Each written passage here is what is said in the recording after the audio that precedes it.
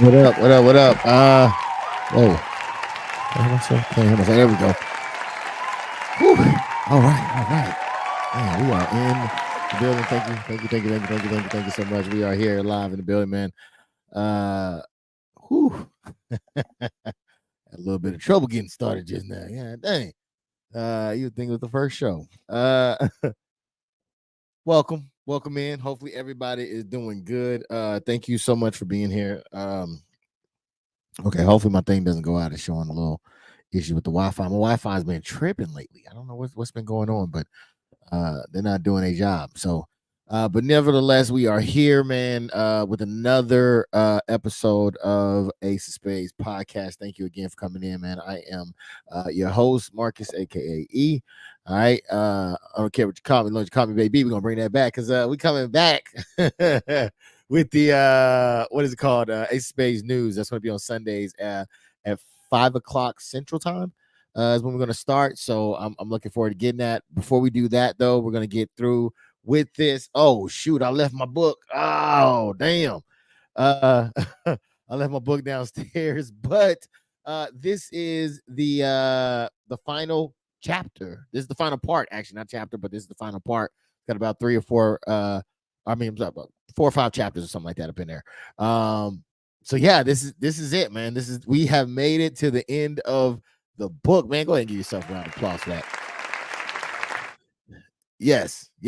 We put in the work. We made it do what it do, man. And we have reached the end of the book. I am so happy to have done so. For those that do not know me, and for those that maybe do, I'm not your reader. All right, I don't like to read. I don't. You know what I'm saying? I didn't. That's not my forte. However, I found myself in a particular type of situation, which led me to pick up a book and to learn some things. And I was like, okay, man, it gave me a different perspective. So I was like, man, I wanted to create that podcast. So that's what I did. And that's what this is. A little bit about the prequel is that I did a male and female podcast before. And it was a good, I enjoyed it. It was really good, gave for good conversation. However, I think that it was better suited to kind of focus in on the fellas, man. I also offered to focus in on the ladies, but no ladies were available to participate. I would have loved to have produced a structured kind of a book club, really, for ladies to kind of get their self-help as well. But there was no takers. The fellas are the only ones that showed out, and really I think only 2 of them that were available showed up, and then one dropped off, and then we had one that remained. So even with the fellas, it was kind of a difficult thing to get it going, but we did it, and we're here at the end. So I was hoping that, just to be able to create something that was beneficial that we can look at and kind of maybe pick up some things along the way to kind of help us in this trajectory that we want to go in. So I think that we're going to give an assessment on it. All right, I'm going to give an assessment on the book.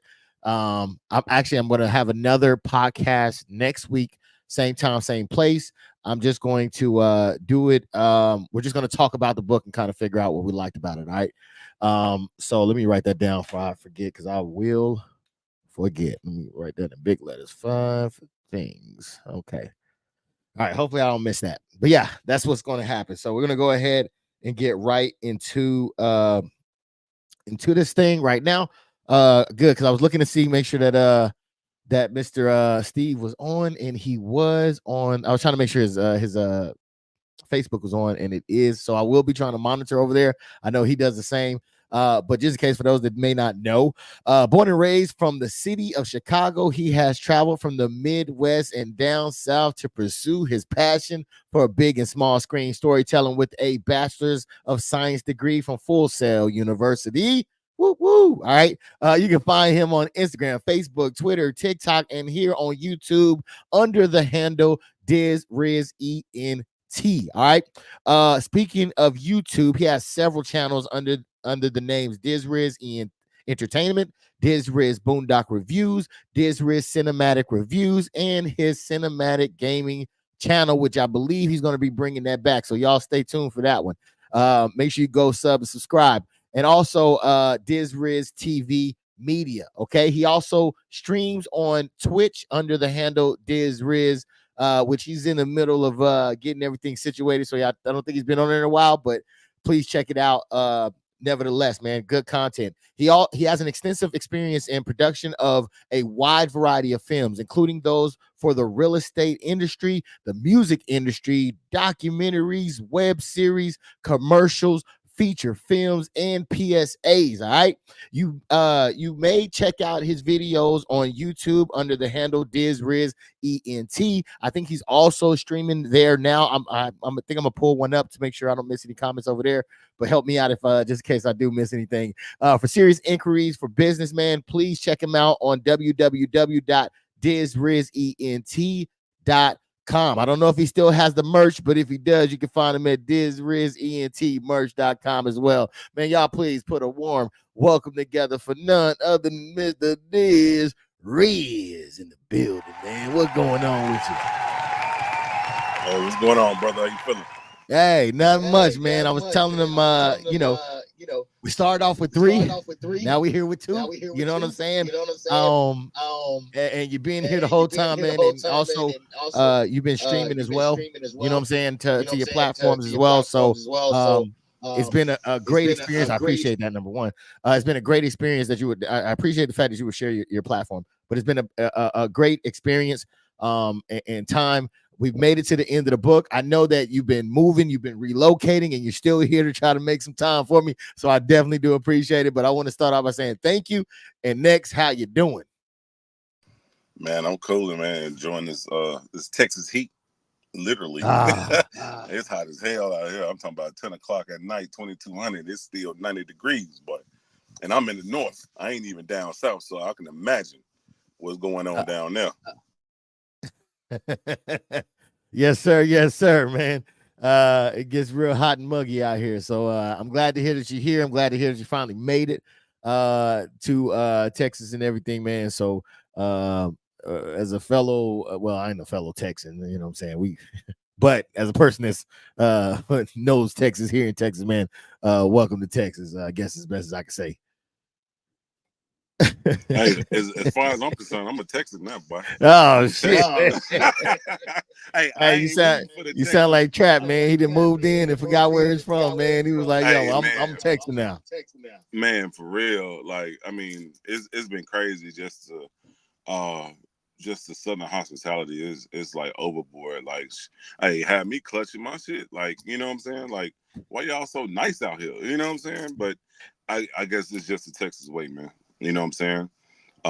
Especially like, you know, when you go into a different area, you know, or newer area, you know, folks, you know, they can tell you ain't from around here, you know, and it's how you come off, it's how you present yourself, you know, with anything, you know, and everyone I came across, you know, that either I spoke to or had conversations with since I've been in the DFW area has been fairly nice. Like, it's scary. It's scary nice. You know what I'm saying? Like, maybe want to check my pockets and stuff, make sure I ain't stole nothing from you know what I'm saying? But it's been love. It's been love since I've been here. So it's been a welcome to Texas. I just say it like that.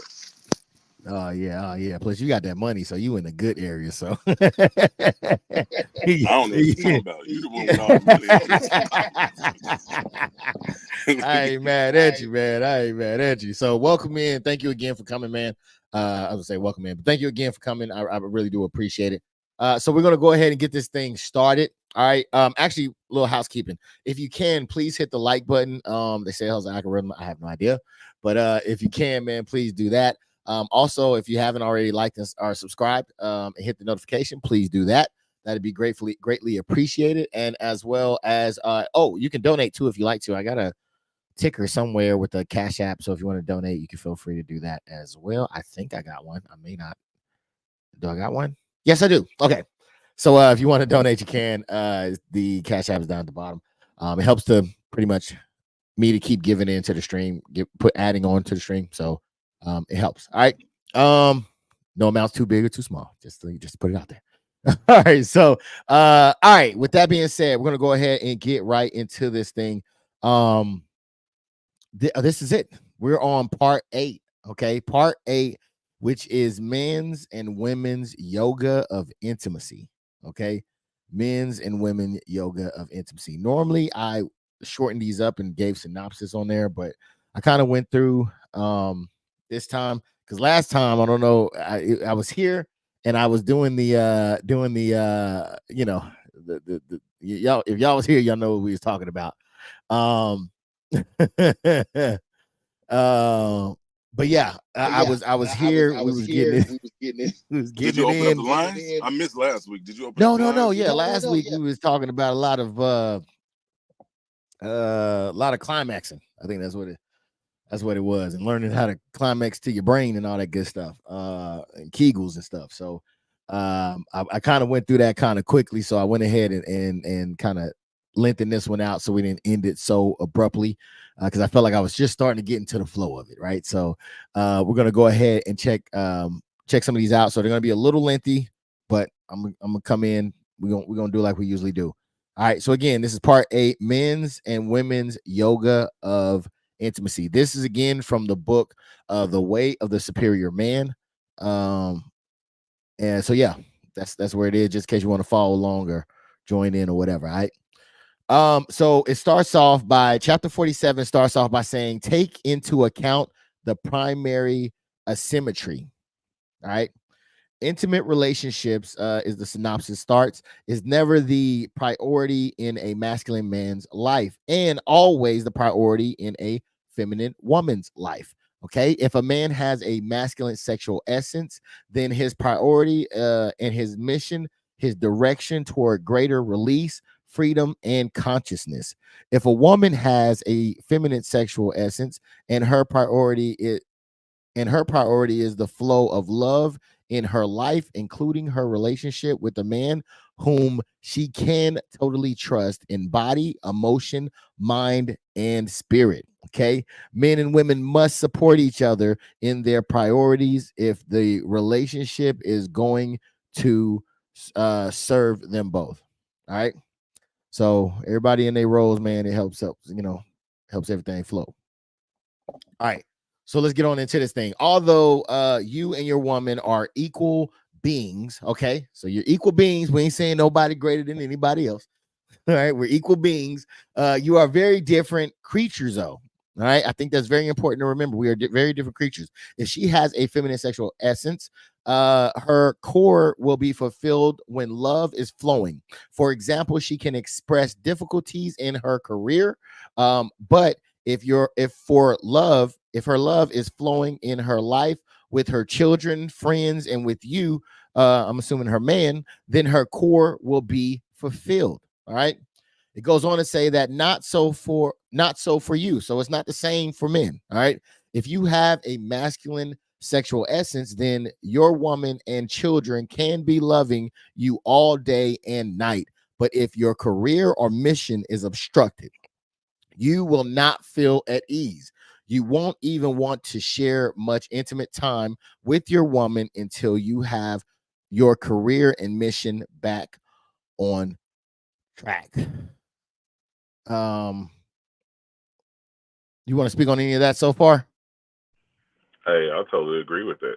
You know what I'm saying? I mean, it's a two-edged sword with that one. I think in the beginning, in the beginning of the flame of the relationship, I think you can be intimate, but when the what they say back in the day, when the going gets tough, um, the getting gets to getting. You know what I'm saying? Like, the priorities change, and you actually see what type of bills coming in. You actually see how that other person, your mate, is. So that becomes not of a priority more than the bills and other priorities that come into play. Maybe you working so many hours, they working you 6 days a week. You know what I'm saying? 12-hour days type of stuff. You know what I'm saying? Sometimes you lose track of focus, but once you get that focus and get to your goal, like we said in the beginning of the book, that's when you tend to bounce back and jump back on track. So that's why I say it's a two-edged sword in regards to that.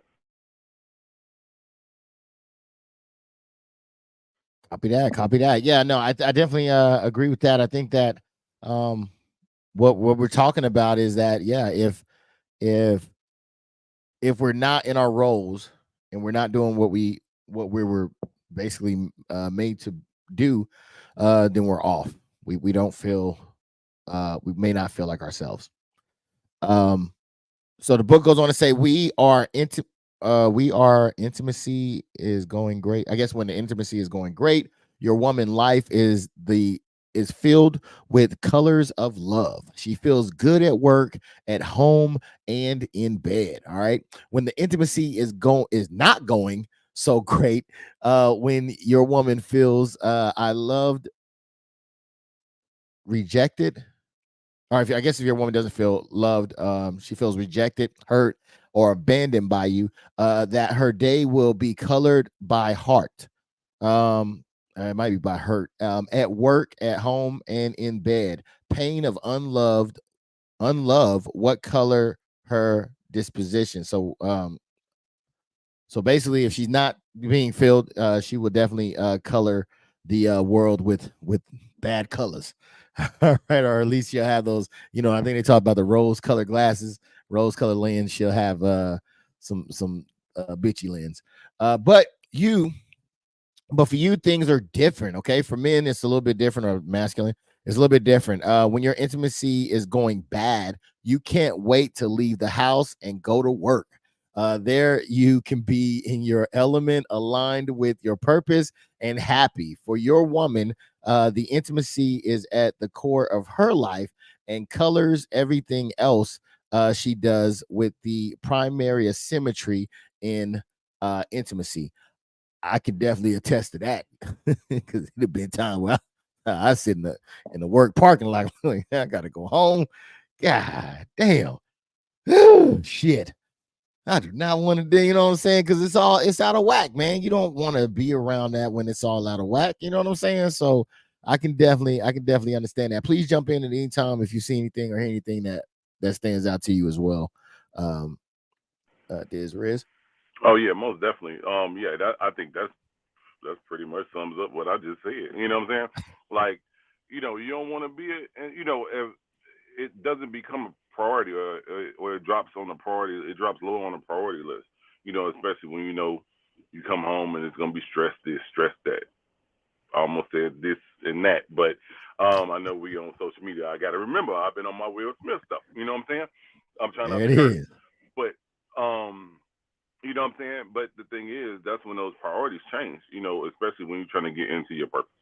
And then once you find your purpose, that's why I say you'll bounce back into that. Sometimes sometimes it works out. Sometimes it could be too late.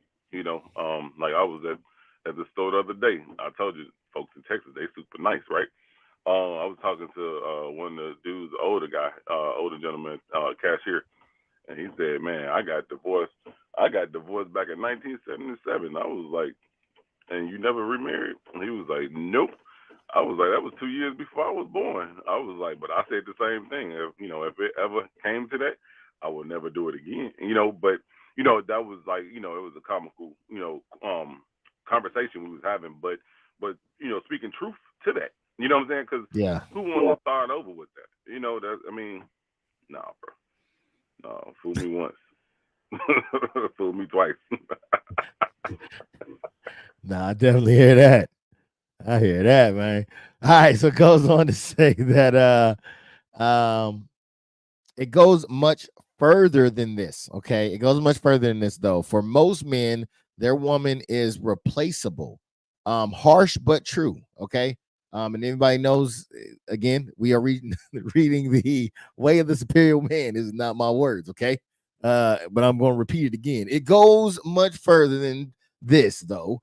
For most men, their woman is replaceable. Harsh but true. Okay. If you are like most men, you know deep down that if you were to lose your present woman, you would deeply grieve, but you could eventually find another. Many times, in fact, you have probably fantasized about finding another woman even before you lost the one you have. Okay. God dang, I gotta sneeze. Man, I don't know if I can be here.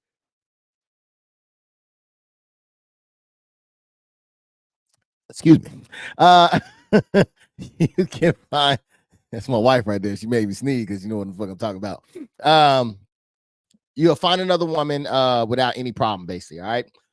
Even before you lost your woman, you probably would fantasize about her, about another gaining another woman. All right. This is because we are mission driven. All right. If he feels another one at work enlivens him and gives him more energy for his work, he might desire her as an intimate partner. However, you are lodged in the heart of your woman. All right. So you are lodged in the heart of your woman. She feels you all day. She senses where you are at, feeling threads from her heart. You're connected to her heart. Okay. Night and day, you are not replaceable in her perception. She does not frequently consider other options, as you probably do. Whereas you live in a world of rational possibilities, she lives in a world of rational actuality. Um, your relationship with her is not only at the core of her life, but it is also the main determinant of her mood. So is this true on your end, Steve? Do you uh wait what do you think about what Sarah here? I kind of agree with that. You know what I'm saying, so to speak. Which part more specifically? Because I want to make sure we get this on the record. Just in regards to the male versus what the hell? My earpiece, man. I ain't used my AirPods in so long, man. They want to connect and disconnect and man doing all this craziness. But Yeah. can you hear me? Okay, I can hear you through my headset now. Because I had you coming through the vehicle. Yeah. So the woman normally, when they start a relationship, usually when a couple starts a relationship, they trying to stick it out, they trying to work with it if it's a loving relationship, right? But the woman is kind of like living for the day versus the man, since he's like the problem solver. uh he would be considered, looking into the future, or what's his next making his next move his best move, so to speak. And not to say women don't think that way, but usually the woman is trying to make sure the house is running, make sure the relationship is going, at the top of the float. But like the R. Kelly song, when the woman's fed up, hey, it's over. Hey, you know what I'm saying? You might as well go ahead and pack your bags, because it ain't no bouncing back from that. Versus the man is living for the moment, but pushing towards his future, so to speak. Because because the trust factor. You know what I'm saying? A lot of people nowadays don't trust each other, so it's hard to stay in relationships. You know what I'm saying? But just to keep it going, you know what I'm saying? The man is looking more less towards the future, and like, man, okay, what's my next move? Versus the woman is trying to start that family and stick it out from the get go, so to speak. So what about the part of where do you think men are already like fantasizing about their replacement part of it? Do you think That's that's true? that's what I said. A portion of it. I don't feel that one. You know what I'm saying? I mean, I don't feel that. Because like my dad used to say, it's cheaper to keep her, so to speak. Once you jump the broom, once you get tied down, once you put that ring on each other finger and say I do, it's cheaper to keep her. If you're looking towards the future or looking at other women in that manner of, man, I should have went that way. Why did you waste the time in regards to saying I do? So that's why I don't agree with that, so to speak. You know what I'm saying? Wasting time. Hey, I ain't about wasting time. You know what I'm saying? When I'm editing videos, I'm trying to find a shortcut. You know what I'm saying? To get to the gusto versus, wasting time. You know what I'm saying? And playing around and stuff like that. Yeah, I might try, what I'm saying, some new things, but usually I stick to, to my gut, so to speak, versus jumping around. So I don't agree with that. Okay. Man, I 100% agree with that shit, man. Look here, I already got a replacement, man. Her name is Sapphire off of Baddies. Okay, Baddies Caribbean. If you ever seen her, if you know, you know. Okay, she's Sukiana's friend. tell her to call. Okay. I already got my replacement. So yeah, I'm 100% with it. Okay. It's just us talking. Nobody else hear me. I'm with it. You know what I'm saying? So yeah, I already got the replacement already ready to go. Okay. Uh as a backup. Okay. As far as the look, I think that yes, I think the I part of agree with this. that. I agree with having a backup plan, but you know what I'm saying. Pursuing that backup plan, you kind of chasing your tail in a sense. You know what I'm saying? Oh no, she's not a backup plan. She's a replacement. So if anything was to happen, where my wife was no longer in the picture, I already know who I'm subbing in. I should tag her hand on the way out. You know what I'm saying, and bring her in. So yeah, that's just what's happening, right? So if you know, you know. Okay, don't play no games. So yeah. As far as like, yeah, I can understand us being kind of focused on the task at hand. Now I don't agree. I mean, I don't know, right? And this is why I would love to have a woman's perspective of it, because I would definitely love to know if it's the majority of women. I don't think that my woman has me lodged in her heart where she thinking about me day in and day out. I just don't think so. I think that there's so many other things that are going on in her orbit that I'm not even on that radar. You know what I'm saying? So I would be really interested into hearing if that's true from a woman's perspective, that you know not in the beginning. Don't think about the fresh beginning smell of the relationship where you're saying, "Oh yeah, I can't wait, I can't, I can't go a day without talking to him." I'm talking about when you've been in the mud, when you've been in the trenches. You know what I'm saying? When you put some years on that motherfucker, the new car smell is wore off, right? It smells like goddamn old baked potatoes and shit. You know what I'm saying? That's what I'm talking about. When you get to that point, or as a woman, are you still thinking about your man in that aspect? I don't think so, man. I don't think these women are checking on us like that. And I think. No, go ahead, go ahead. I was just gonna chime in, but yeah, go ahead, bro. Oh no, well, maybe it was a good time you chimed in. Go ahead. I was about to go somewhere else. Go ahead. I ain't gonna say it. No, I think that goes back to what I said in the beginning, in the outset of the conversation. You know what I'm saying? Like, in the beginning it's lovey-dovey, like you said, but when you get into the mashed potatoes, you know what I'm saying, and things is rocky, of course not. But like the saying, happy wife, happy life type deal, happy household, whatever it's called.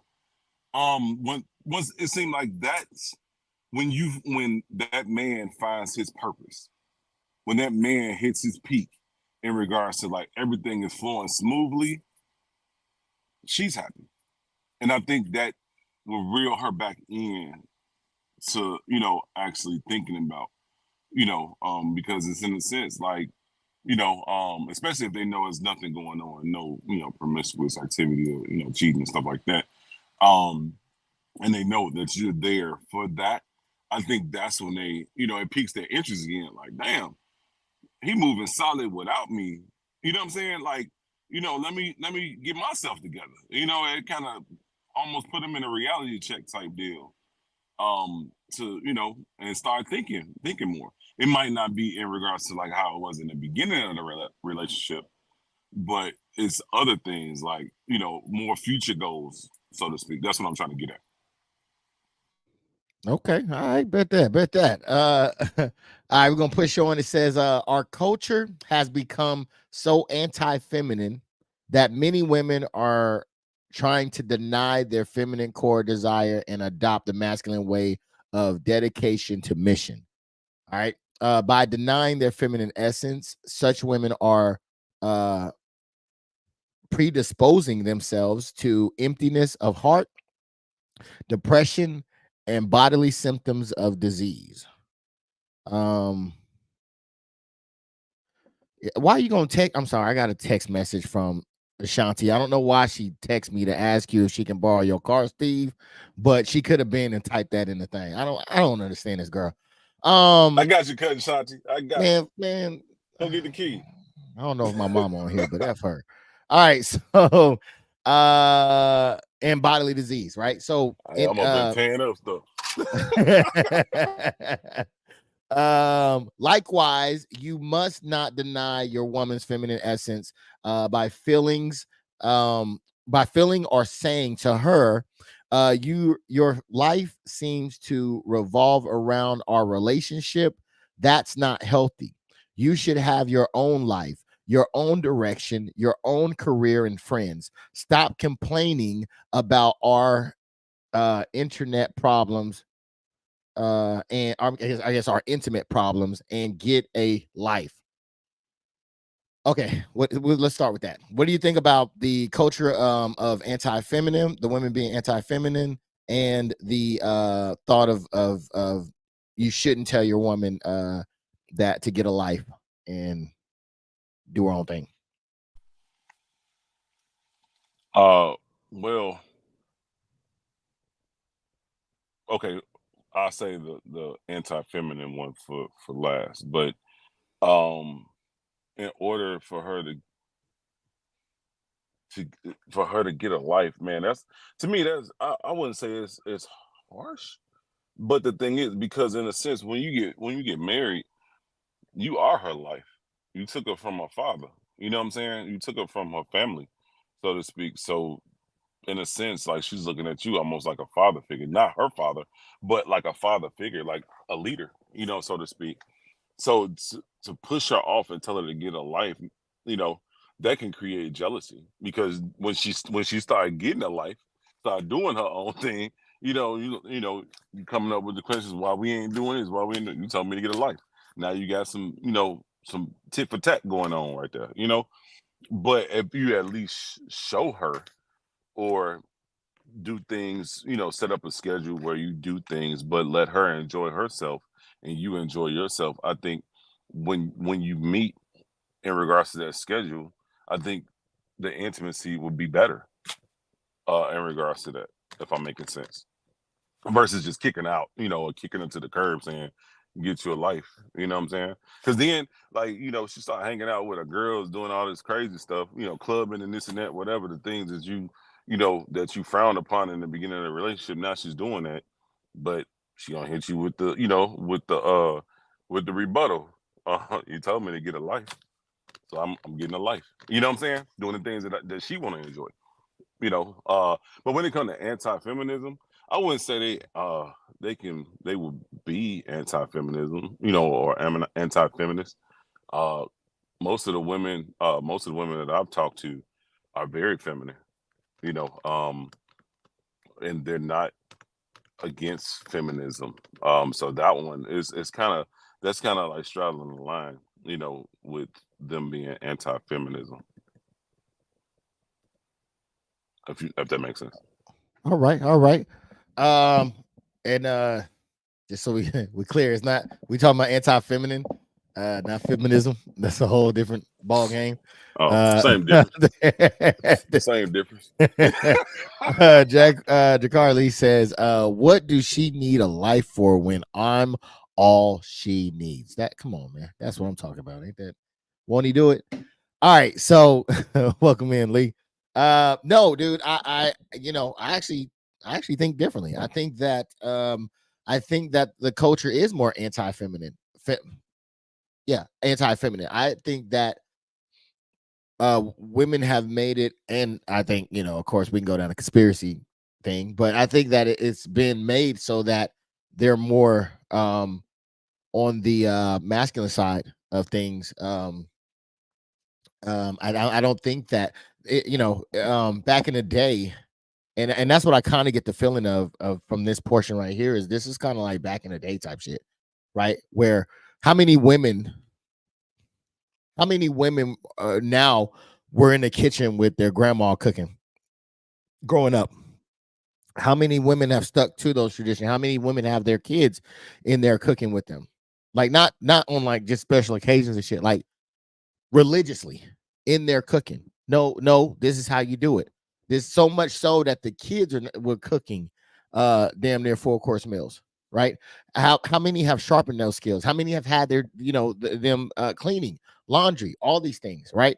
They're not trying to do that shit anymore, man. They're actually anti all that shit, right? They're like, no, man, if anything, they'll have the dude they're trying to get the dude to do the shit, right? So I think that this is like a real old school perspective. I don't think that it's there. And I do think that, yeah, I kind of believe that it kind of does, mess with your heart, the emptiness of your heart, depression.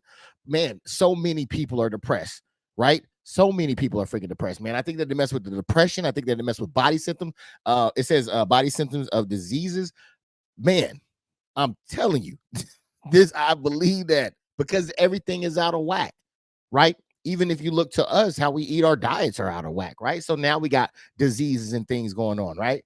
We got all this imbalance with the things that we got going on. So I think that I actually think that it is even more to the extreme of what this book mentioned. And as far as the other part of it, of being like, hey girl, get away from me.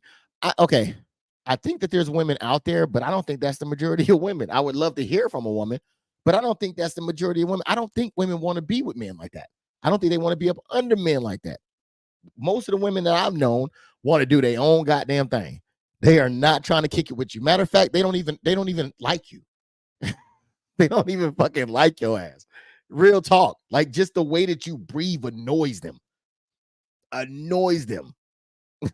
You can say something and they automatically assume the worst about it. Dude, I do not think that they want to be up under. I think this is some old school shit. Like back in the day when I was younger, like maybe I might have ran across one girl that was like, hey, what you doing? I'm like, hey, man, I'm hanging with the boys. I bet I'll be done. And like, I'll call you when I'm done. And then like 5 minutes, they call you back. You know what I'm saying? You're like, wait a minute. I'm at the studio, man. What? You know what I'm saying? Here with the usher lines, right?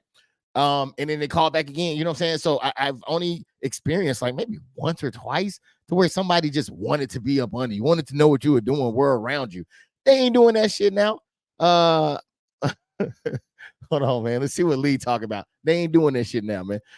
They grandma not too older than them nowadays. That is a thing. That is true. They just don't want to be the single one.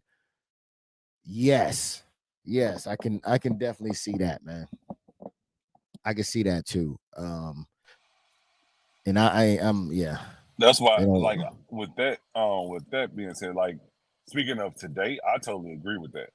Today's generation, the Gen Z, definitely, they just want to go out and rip a run. They want to be like Glorilla or whatever the whole name is. You know what I'm saying? Like they want to do that until they're miserable. You know what I'm saying? And like Lee just said, I think I said that a lot of times on the old podcast. You know what I'm saying? Grandma 42. You know what I'm saying? Mama 28. And they 13, 15. You know what I'm saying? So it's like, math might be messed up a little bit, but hey, it's been situations that I know of where, you know what I'm saying, I got a couple homegirls, you know what I'm saying? They kids is they fucking, 11, 12 years older. You know what I'm saying? So it's like that, nowadays, but it's about finding happiness. That's what I feel. Finding your purpose, finding happiness in regards to it, and picking up those signs in the beginning. Letting them know like, hey, this ain't what we on. We ain't on that. And nipping it in the bud. And then we move on, so you ain't wasting each other's time. Versus falling in that ditch and you can't get out. Now you're stuck. You know what I'm saying? Yeah. Okay. All right, we're gonna press on, man. The desire for intimate loving is as central to a woman's life as the mission towards freedom, financial, psychology, and spiritual. I'm sorry, as much as those things are yours. Okay. Think of how many hours a day you dedicate to your mission and compare that to how many hours a day screen serving. Oh man, this thing did not type out right. How many hours a day scene serving your woman's deep desire for the magnification of love. If you want her to honor and support you in your quest of freedom, you must honor and support hers and her love of loving. Her devotion to love has a lot to teach you. The book has more great information. Before the second time, I will move on to the next chapter. Or for the second time, I'll move on to the next chapter. But before we do, I think that this is true. I think that that's one thing's in relationship. Before I do that, let me see what Jagar Lee had to say at the end of the men just love yourself. I wouldn't say that. I would probably say more so men is get on your purpose. But yeah, so I do think that this is the other part, right? So I do think that it is important to feed into your partner, right? I think that is important to feed into your partner in things that they like and it be reciprocated, right? I think a lot of the times that could cause a lot of the problems when it's an imbalance and one side is tapping in but the other one isn't reciprocating that type of feeling. So I definitely think that it is important to check in with your partner into what they're into, how they're into it, right? Because a lot of times we give love according to what we think love is, but for them it may not be in the way where they're receptive to it. So I think it's key to learn how they're receptive to it. Give it to them. If you're on the receiving end, notice what they're doing and reciprocate that to them. I think that makes for a great relationship. Oh, definitely. I definitely agree with that. That's that's that 50-50. You know what I'm saying? That a lot of people don't want to hear. That's that compromising. That's that big C word. That capital C word. Once you compromise and actually come to an agreement, you tend to learn each other versus just going through the motions. So definitely I totally agree with both of that. Especially the 50-50. I know a lot of women don't like to hear 50-50 now. They wanna say, what's hers is hers and what's his is hers, and it don't float like that, man. You know what I'm saying? Because a lot of these men, especially, they didn't found their purpose, they making six figures. They ain't trying to give you that. They hitting you with a prenup. You know what I'm saying? In the dating field, letting you know you about to get hit with a prenup, So they're gonna miss out and they're gonna be miserable, you know. Hope I made my point in regards to All right. Yeah, and Lee, I think you're right too, as well as love yourself, man. All right, as well. All right, so we're gonna go on to chapter 38. All right, we got 3 more chapters left. And it says you are responsible for the growth in intimacy. The synopsis of this says there are masculine and feminine gifts in intimacy, and each gift comes with its own responsibility. The direction of growth of a relationship is primarily a man's responsibility. The energy of an intimacy, pleasure, sexual flow, and vitality is primarily the woman's responsibility. A simplified way of saying this is that the man is responsible for the woman's depth of love or openness of mood, and the woman is responsible for the man's erection or energy in the body. Okay. I definitely agree with that so far. I think that men are responsible for the mood because I feel like we can kind of direct that mood. Not all the time, but we can do it. And when we can, when we can, we can. All right. So right there is where we need to be able to switch gears, right? Because we're the more logical beings. We don't get wrapped up in our emotions. We shouldn't get wrapped up in our emotions. I ain't gonna say we don't, but we shouldn't get wrapped up in our emotions. We have a mission, and our mission, my mission is to have, for my wife to be happy, right?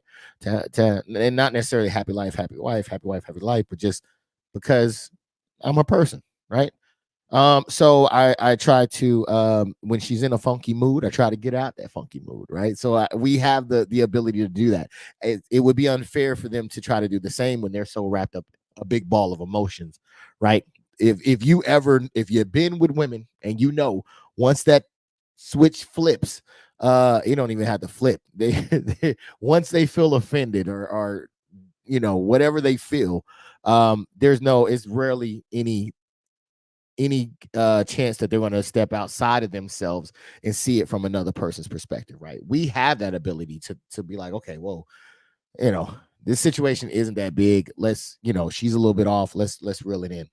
So that's definitely our gift. So I definitely agree with what that's saying so far. All right, going on, it says once you have grown into independent adulthood, you no longer need somebody to take care of you. You can be responsible for yourself. In particular, you realize that you are responsible for your own happiness. I think that goes into what Lee was saying when he said, men, love yourself. So you are responsible for your own happiness. Nobody can love or live your life for you. You must create your own health, success, and happiness. I definitely 100% agree with that. All right, because a lot of times we do. Because I mean, I'm in the air a little bit because part of me is like, man, I feel like as my wife's spouse, if I see she's having a bad day, I'm going to at least attempt to try to make her have a good one, right? Or let her have a good one. She may not be receptive to it, but at least I'm gonna give it a good go. I think a lot of I think so I don't see anything wrong with that, with trying. But yes, ultimately, I'm not responsible for her happiness. That's a big key right there. This sense of self-responsibility is only a partial maturity. However, beyond self-responsibility lies the responsibility to give your gift as an important, or it is important to grow beyond dependence of your intimate partner for your own happiness. But it is equally important to grow beyond simple independence and autonomy. Okay. I think this is the independent individual, right? The next stage of intimacy after personal dependency has been attained is the mutual flow of gifting or serving each other in love. Man, I don't think that there's enough of this in couples.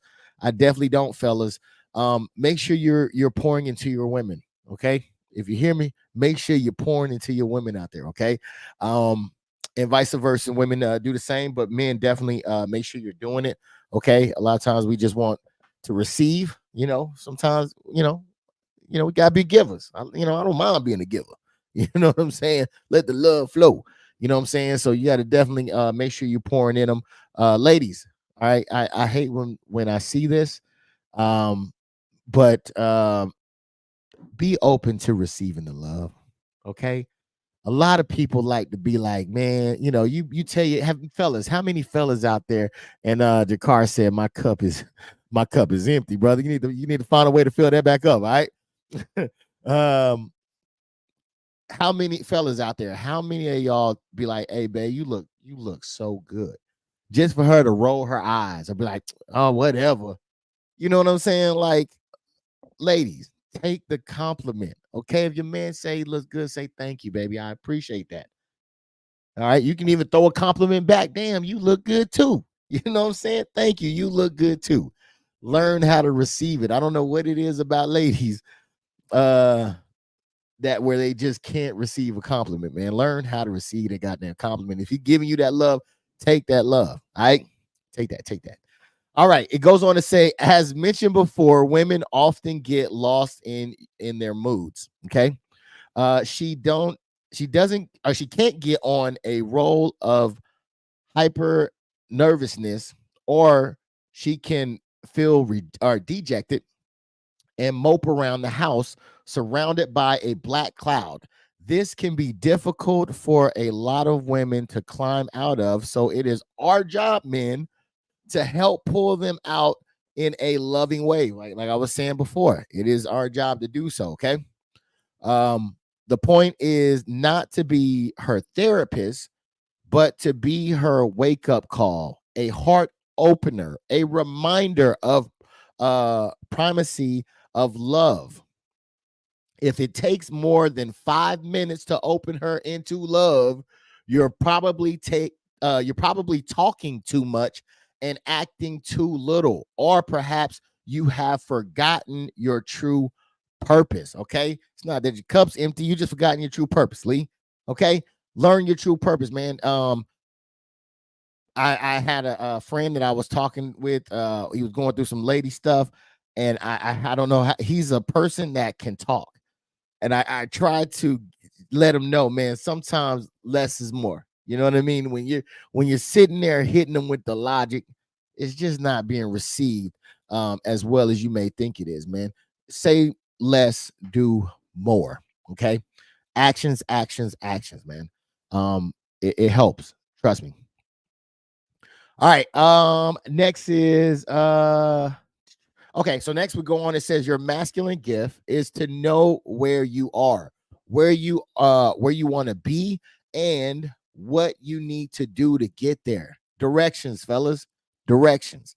If you don't know one of these, then you need to discover it any means necessary. If you have no higher vision than the day-to-day grind of housework, job, childcare, TV, and vacations, you are failing your birthright. Okay, this masculinity is your birthright. Don't fail it. All right.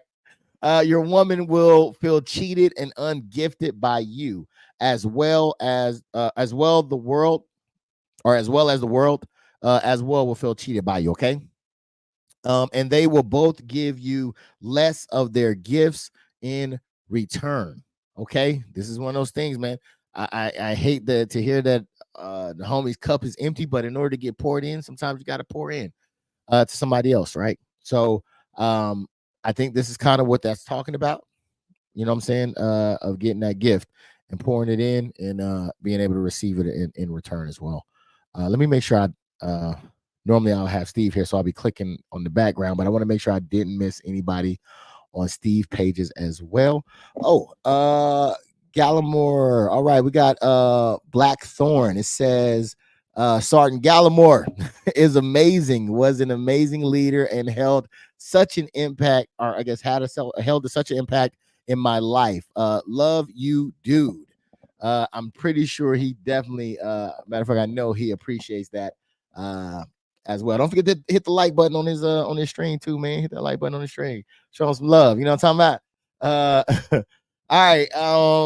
So yeah, I like to try to go through his, make sure I ain't missing none of his people as well. All right. If your woman is always stressed out, you need to know what she could do with her life in very particular terms, so she can relax. Perhaps she needs to exercise more, meditate more, change her career, dance, spend more time with her women friends. If you if your woman feels unfulfilled, most of the time you need to know what she is missing. That's a little bit hard. All right, I already know. For a couple fellas, they already out there like, wait a minute, I gotta do what? Right? I guess that's the gift. Right? That's the gift we got to do, man. We got to figure out what it is that they need and make it happen. Less talk, more action. Are you playing the game of sensitive man, giving her space to be miserable rather than offering her your constant and fearless gift? And if she doesn't want your gift, your deepest wisdom and unsuppressed loving, then why would you want to be with her? Okay, if she's not accepting it or receiving it, why you want to be with her, man? You feel me? Jakar Lee says if she's always stressed, just get a new one. She's she's defective, sir. Sir, come on, man. I'm I don't know this guy. I don't know this guy. Thank you for coming in, man. I don't know this guy. This guy is wow. Hey, but Suppress Lee, love and why? though? Why you want What's to that? start up? You're gonna end up right back in the same situation. You know what I'm saying? If you don't get to the point and figure out what the issue was from there. Yeah, yeah. Then why would you want to be with her? Your main gift in intimacy is to guide her, moment by moment, out of her moods and into the openness of loving. All right. And then day by day, to guide her life into greater degrees of divine love, even beyond the relationship, so that her life becomes primarily communion, gifting, and celebration. If you cannot offer your woman or I'm sorry, if you cannot offer your woman such guidance, what can you offer her? Why is she with you? What is your relationship all about? You want to chime in on any of that? No, I'm good. I just said what I had to say. All right. Yeah. Yeah, see, and I think that the part of the sensitive guy giving her space, because I feel like sometimes, again, it's different women, man. It's different women out here. I think that just like men, sometimes they need to be by themselves and kind of figure out some of the shit that they. Now, if you got a girly girl, then maybe this might fit. I don't think a lot of these women are girly girls. I think that the anti-feminine thing is still in effect. So I think that most of the time, I find that if you just give space, you know what I'm saying, and it's not Mr. Nice Guy. I think it's just, look, man, I this is above my pay grade. You know what I mean? Like, you're going to fight me on trying to be happy. So whatever it is that may be um, internally bothering you, you may need to iron it out and then come back later, and then we keep it going. I definitely think it's subject to different, the different type of women, because I don't think these girly women's out here that's gonna be on that. I think they're more so on the like niggas who need to just goddamn take some time to themselves. But I could be wrong. Everything in the book should be practiced daily, like a musician practicing his art. You must practice daily the art of feeling through your fears, feeling to your edge, and then living just beyond your edge. Neither seeking into private consolation nor pushing so hard you disconnect from your source. The source that is your deepest truth must become more and more the impulse of your life. Over time, all of your activities must become aligned with this source, and so must your relationship. All right.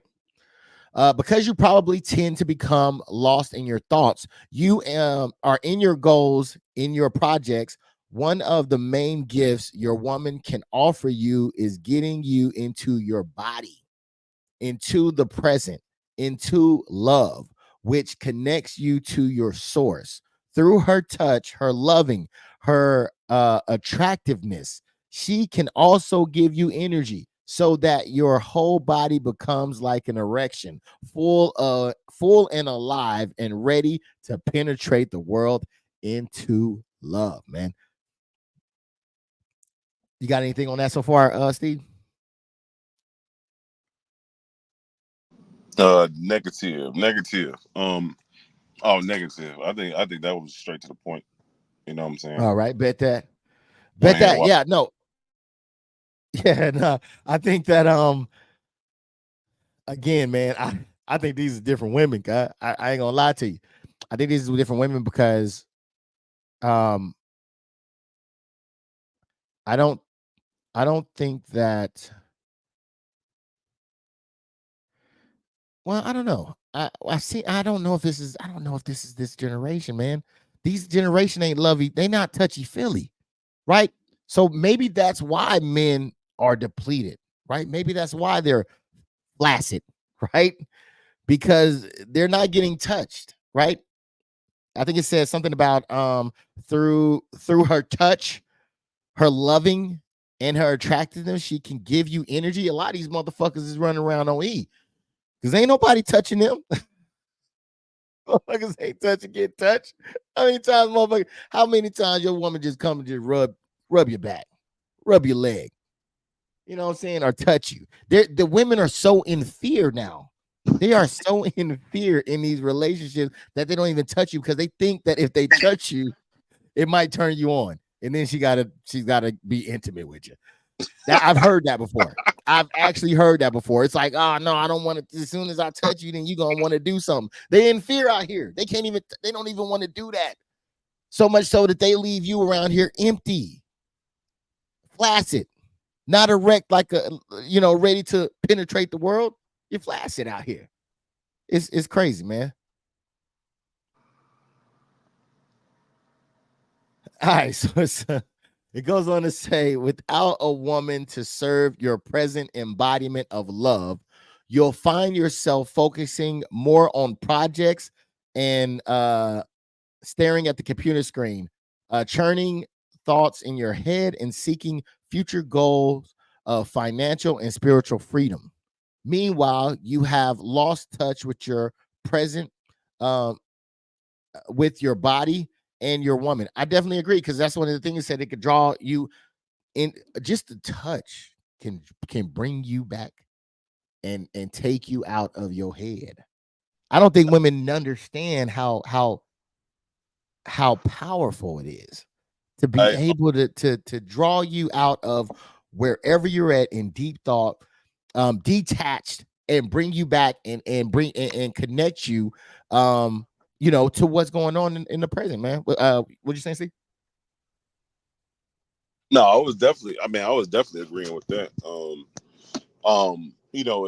It's a a touch, and it doesn't even have to be intimate, but just a touch can change the whole, or like the whole, whatever that you going through. You know what I'm saying? Like, grab, like you going through some stuff, right? Like the first, what they say, the first year to 5 years is like the worst of a relationship, right? But if she reaches out and grab his hand, you know what I'm saying, and be like, baby, it's okay, it's gonna be all right, we're gonna work through this together. Hey, that builds up confidence in a nutshell. That just sets the aura. Or, I mean, yeah, you still have to sit back and figure it out, but now you got two heads trying to figure it out instead of just one. The other one is not just alone for the ride. You know what I'm saying? They working together, they building something. And that's what actually makes a relationship whole. That's what makes a relationship better. Versus, well, like, shit, you're on your own, bro. I'm about to go wash these dishes. Let me know when you figure it out. Hey, I might as well be by myself. I might as well go ahead, you know what I'm saying, get back on that street corner and do what I used to do. You know what I'm saying? Scrape a couple pots. You know what I'm saying? Because, I mean, it's pointless for me to, still be sticking around for this, when I'm gonna have to figure it out on my own anyway. I don't have a support factor. I might as well do it on my own. Kind of, I think Lee said that earlier. I was driving, but yeah, I think he mentioned that. Love yourself.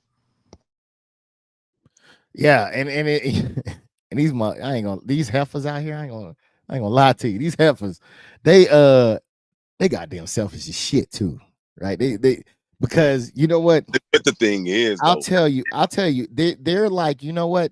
They probably looking at you and they like, man, this mother, he could really use a pick me up. But you know what? Them goddamn same pair of shoes been right there the whole time and he ain't picked them up. Man, fuck him. I don't I think guarantee it. I don't think all of them out there like that. I guarantee it, dude. If you're not getting it, it's because of something in their head that they can see it. Look, they're so tapped into feelings, man. They know. They know when something's off. How many times, fellas, how many times have you been in a relationship where there was an issue, right? Or something went wrong, or you were just off that day and your woman didn't even check on you. She didn't even say, how you feeling? How you doing? But you notice her mood change. You notice her mood shift. How many fellas have actually seen something like that? How many are experienced something like that? I guarantee a lot of men have experienced that. And it's not that they don't know it or can't feel it. It's just that you didn't take out the trash. You didn't wash the dishes when I wanted you to. Your laundry is still, the basket's still full. They'll have a justification why not to do it, but that doesn't take away the fact that they see it and they notice it. And they could, with a blink, if your woman came to you crying, what would you do? You would probably say, hey, babe, what's going on? Yeah, what's up with it? What's going on? You all right? Let her be out of her mood a little bit. You good? I noticed you normally don't, you're normally a little bit more talkative. What's going on? Right? You do that shit. And see, well, they'll match your energy. That's what they'll do.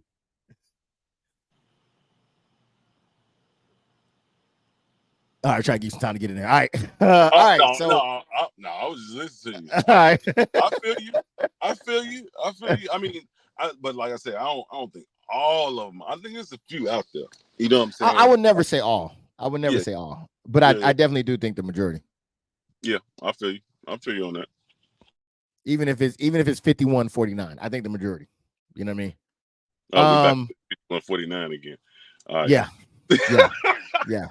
That part. Because I mean, it is something that's such an important thing, and it's so easy to do, but it's rarely done. It's to check on somebody, to say somebody that you're invested with.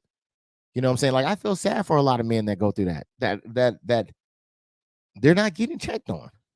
You know what I mean? And that's our burden. That's our burden.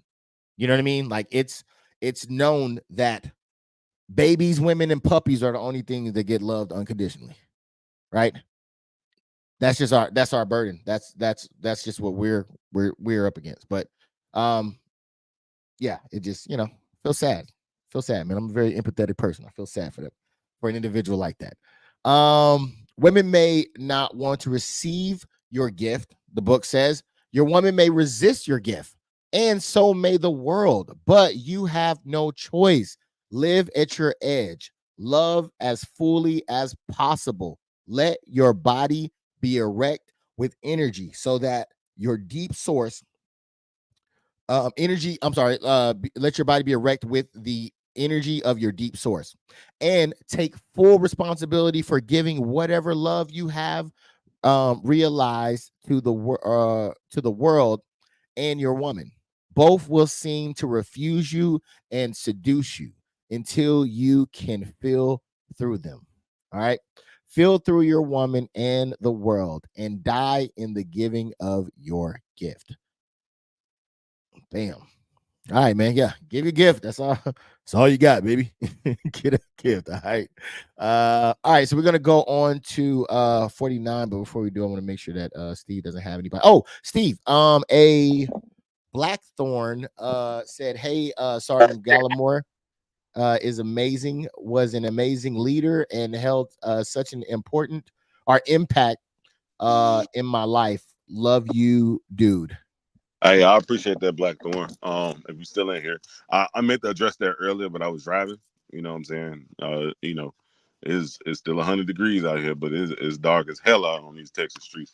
But yeah, I appreciate that, Blackthorn, for chopping up. And hey, that's what I was here. That's what I was there for. That's all I can say. That was my purpose. That was my purpose, to make sure my soldiers and everybody I came in contact through the military, life was better. You know what I'm saying? The situations were better. I appreciate you tapping in. Yeah. All right.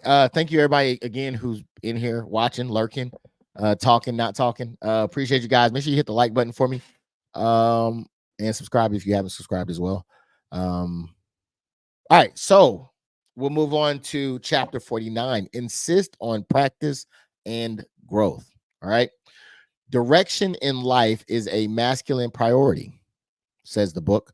Even in intimate relationships, a less spiritual, mature man may see to his woman, my way, or say to his woman, my way or the highway.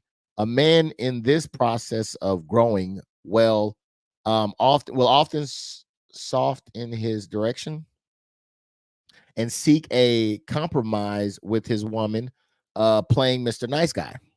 But a superior man will not settle for less than the fullest incarnation of love, of which he and his woman are capable. With compassion, he slices through all bullshit and demands authenticity and humor. It's as if he were saying to his woman, the divine way or the highway. It's the same masculine instance on direction that a weaker man will demand. But rather than wanting his woman to follow his personal direction, the superior man wants her to move in the direction that most serves her growth in love and happiness. He will settle for nothing less. Interesting. I wonder what more the book has to say. If you don't know your own direction in life, you certainly will stand on shaky ground, offering your woman direction. So the first step is to align your own life so that at least in the present moment, you are living at your edge, fully aligned with your sense of purpose. If you are not absolutely certain that in this moment you are living exactly the life you need to, then your woman will feel your lack of clarity and she will fight any kind of guidance you offer. We can stop right there. What do you think about that so far? I'm over here regulating some stuff right now. I missed it, man. My bad. Okay. Yeah. No worries. No worries.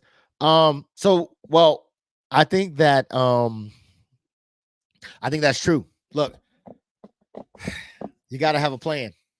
You got to have a plan.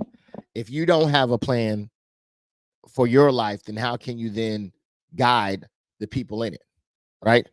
I think that as men, you need to have a plan. You need to develop a plan, develop where you want to go. No, I think it was where you was going, when you going, how you going, some shit it was saying in the beginning that we read, but you need to be able to answer those questions and know them, right? So I think that is very, very important. And I think that's an aspect that's not really talked about, right? I don't think we really discuss those things. I find that a lot of men want things to kind of just fall into position, right? They don't really plan it. They just want it to fall the way that it's going to fall. And hopefully it goes this way, right?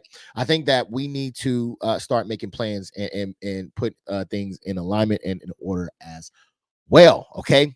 You will tend to forget the purpose, the book says, of your existence as you get lost in daily rounds of projects, business, and duties. Your woman will tend to forget the love at her core as she gets lost in cycles of moods and emotion.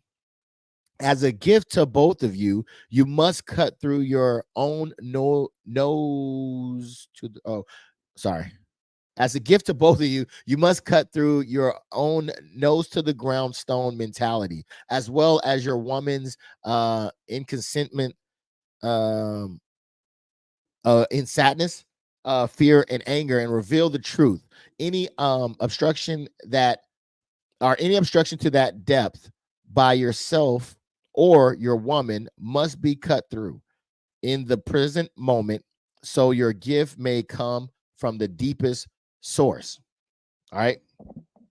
It goes on to say that if you don't cut through and take direction, your woman will. So if you don't cut through and take direction, your woman will. Okay. Masculine and feminine energies and in intimacy are governed by the law of conservation. Okay. The less masculine direction you are living in truth, the more masculine direction your woman will take on. If you are lollying about in bozo land, um, are working hard, but actually not living your true gift, then your woman will present your lack of deep direction. She will resent it. Okay.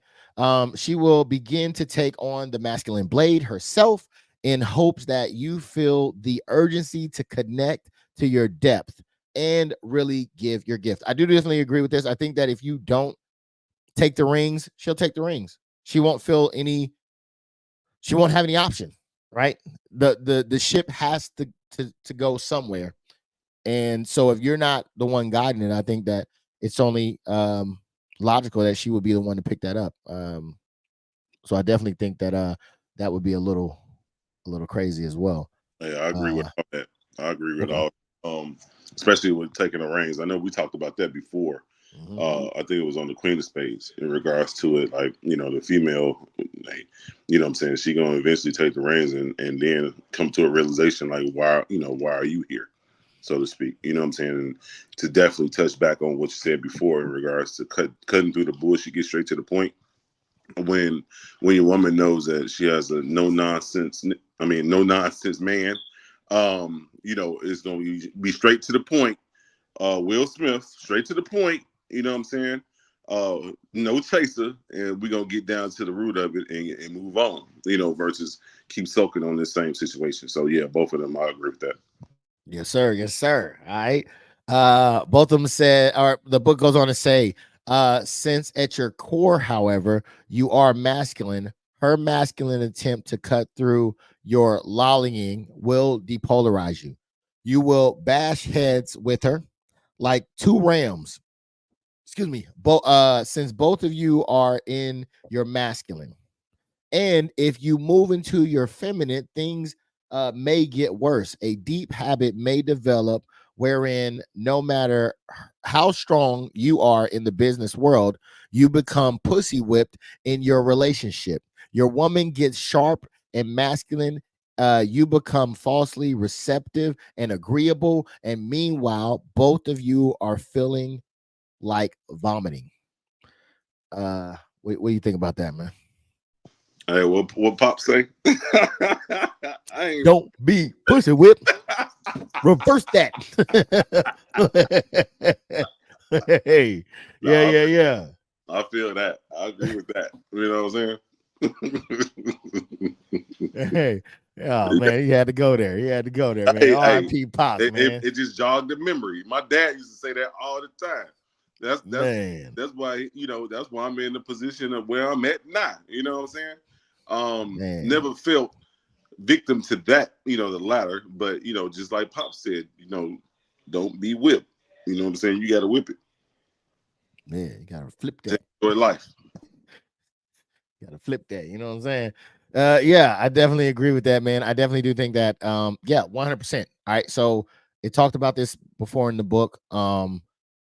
You guys, because you're not in your masculine, forces her to be in your masculine. You still want to be in your, well, somewhat in the masculine, but not really responsible, right? You want the accolades, but not the responsibility. So now you guys are butting heads, right? And then it, you know, this thing only works off of polarity. So you have to then become, you know, you got to be put in the feminine role, right? Which you're not going to be comfortable with. You're not going to like. I think it said it's going to depolarize you guys. You guys are not going to be the same. If you're both in the masculine role, even in the feminine role, is going to be even worse. Yeah, it's going to be a bad time. It's going to be a bad time, man. And that's why I thought that this is real important to go over and talk about, because I don't think a lot of people know about these things, right? I don't think people know about, when you think of men and women roles, you usually think about like household things, right? Or, you know, protection and nourishment type of thing, right? But I think that there's other levels to this as well, right? I think you have to get to that side of it as well to kind of make sure that you're aligned on that end, because sometimes you'll be lacking in other ends, but those are just as important as protecting. You know what I mean? So if your woman is chronically sharp with you, it is most likely a sign that regardless of how successful you are outside of your intimacy, you are not aligned both of your lives with the highest truth. You are not cutting through the underbrush of your duties and your woman's mood to reveal the fertile ground source of your lives. Okay. And so your woman, must yield her own sword. All right. She must not yield. She must wield her own sword. All right. By the laws of conservation of masculine and feminine energy, whatever masculine gifts you aren't offering, your woman will naturally try to offer. Okay. But since in truth, your core is masculine, her masculine offering will most likely turn you off, eventually even repulsing you.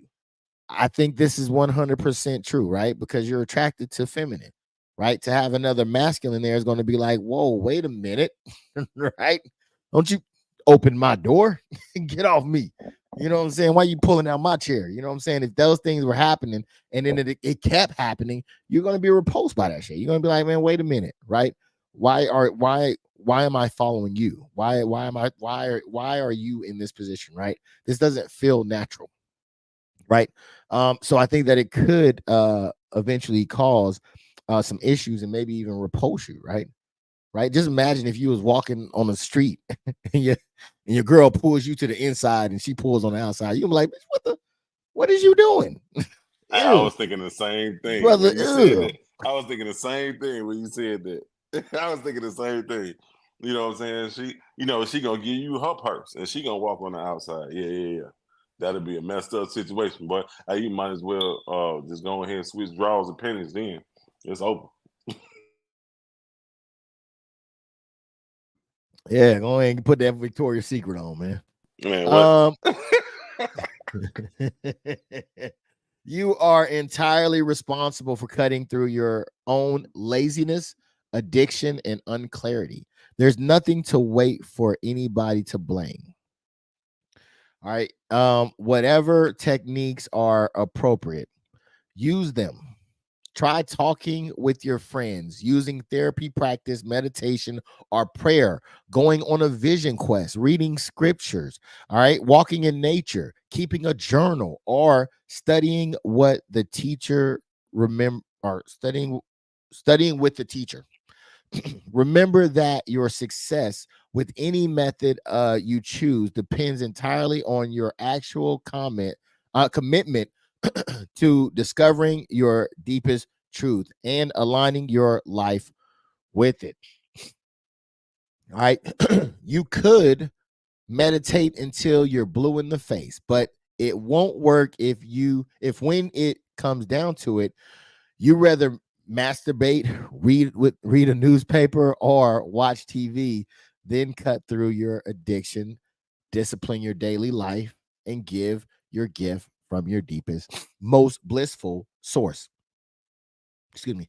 The quality of your intent and the consistency and depth of your application determines the results of your direction in gifting, as well as your capacity to guide your woman's life into greater happiness and bodily surrender into love.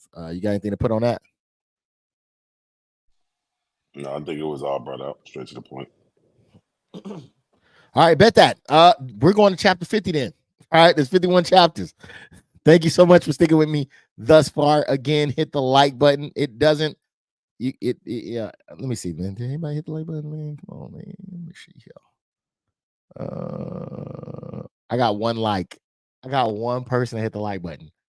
That's crazy. Okay. Hey, it was probably when you started talking about erections and intimacy and stuff. That's probably what it was. I don't know, man. It was just one. I just got one like. That's wild, man. I'm gonna keep going though. All right, because I don't do it for the likes. It's appreciated. But it's about persevering. It's your purpose. You know what I'm talking about? And I'm about to yeah, shoot man. the shit out It's this purpose. damn smoke detector. Oh shit! No, not the. Oh man. Oh, that's my. Oh, I know what Hey, that I means. just went off my Will Smith, man. This Oh thing over here pissing me off. man. Man, The smoke detector. That was. bro, Oh, I love the sound of that smoke detector. My goodness, bro. It's so. Oh, somebody hit the like button. Thank you so much. Thank you. You. Thank you. Okay, you care. I appreciate it. Thank you. Thank you so much. Man, it's hard out here with that like button, man. Yeah, like that, like that's the donation button. You know what I'm saying? All right, 50. You gotta, get with the algorithm. You know what I'm saying? You gotta talk about. I'm trying to get with the algorithm, man, but I got people gotta like it. You know what I'm saying, man? I just like, oh, thank you, man. Oh, Miss Shanti. Thank you. You're welcome. Thank you so much. Now she about to dislike it. Yeah. I know. That's my arch enemy. Okay. Appreciate that.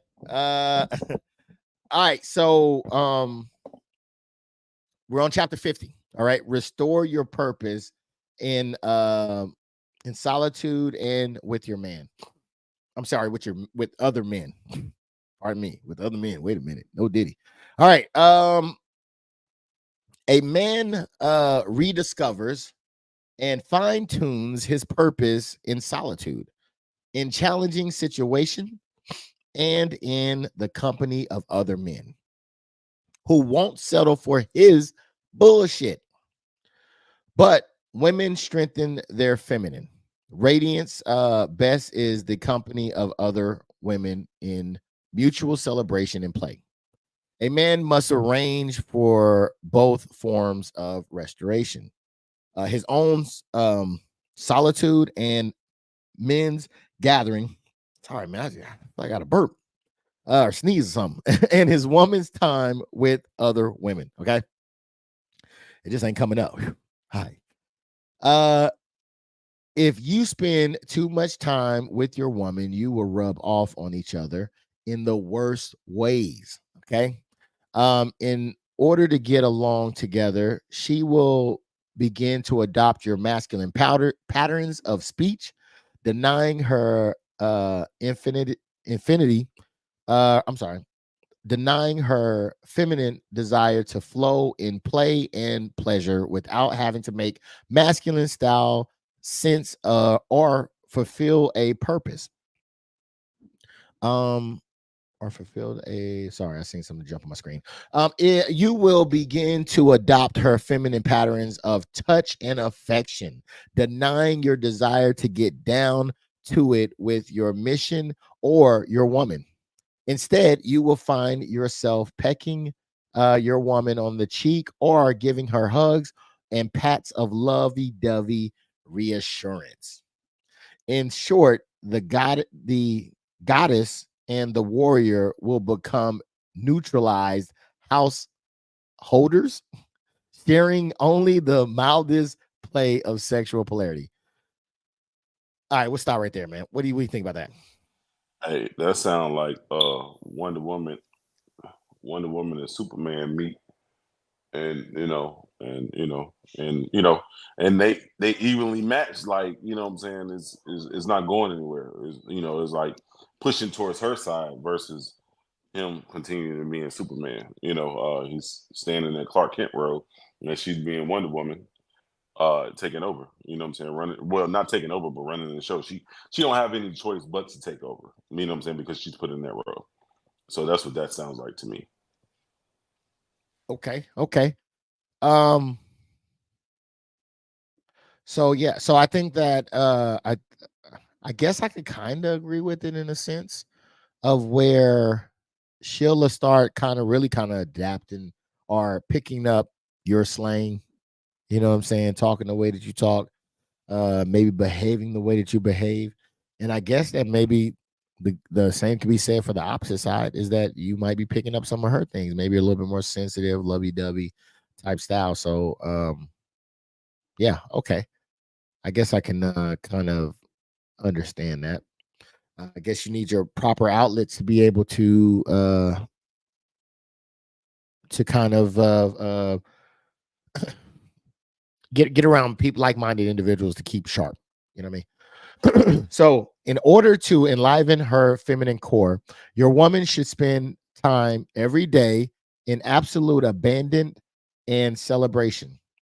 During this time of dance, singing, laughter, and sheer delight, her body and mind should be totally released of any obligations to the masculine, directed, controlled, structured, or goal oriented. All those things should be out of her mind. These occasions are most rejuvenative when she is with other women. Okay, like-minded. Yeah. Magnifying and rejoicing in each other's feminine radiance and flow. If your woman lacks the frequent feminine rejuvenation, she will develop symptoms of depression, um, feminine energy disease, especially in her more feminine parts, lack of life, energy, low sexual desire and enjoyment, and a blue, downhearted disposition as well. Um,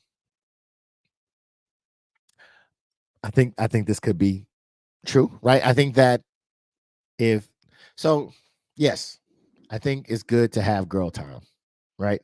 I think it's good to kind of charge your batteries where you don't necessarily have to think. You know what I'm saying? You can be in your feminine. You don't have to think, you don't have to do nothing, you have to move, make decisions, all that stuff. So I could kind of see where they're going with this one. I think that that is a good trait to have, as well as just basking around other women. I think it could be good. I think that could be a good time. What do you think about that? I totally agree with that. I totally agree. Because I think I said this before. on on the original Ace of Spades podcast. If you have something always in your face, you can't see around it. But once you remove that object from your face, you can actually start to see around it and actually see the flaws, of what's going on around that particular object. Meaning relationship. If you're always in each other's face, you catering to one another, you can't see the issues that's going on in the relationship. But once you take a step back, I promise you I'm about to tip. Once you take a step back, you can actually get down to the bottom of it and figure things out. Yeah, it almost reminds me of an episode of, like, I think it was the Cleveland show where Donna would be going out with her friends, getting super wasted and coming back and like filling them up. Hey, if that was my welcome, man, I baby go out every night. Come home and fill me up.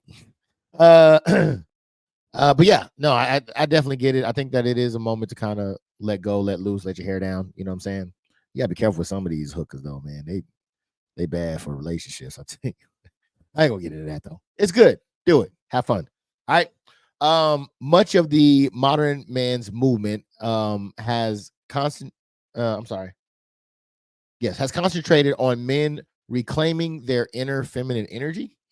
If you want to revitalize your own feminine energy, then you can do pretty much the same as women do to revitalize their feminine energy. You can go out into the woods and sing and dance and laugh with your friends. For men who have become rigidly stuck in their masculine direction without allowing the flow of joy and sharing in their lives, this is good medicine. Um, what you think about that, man?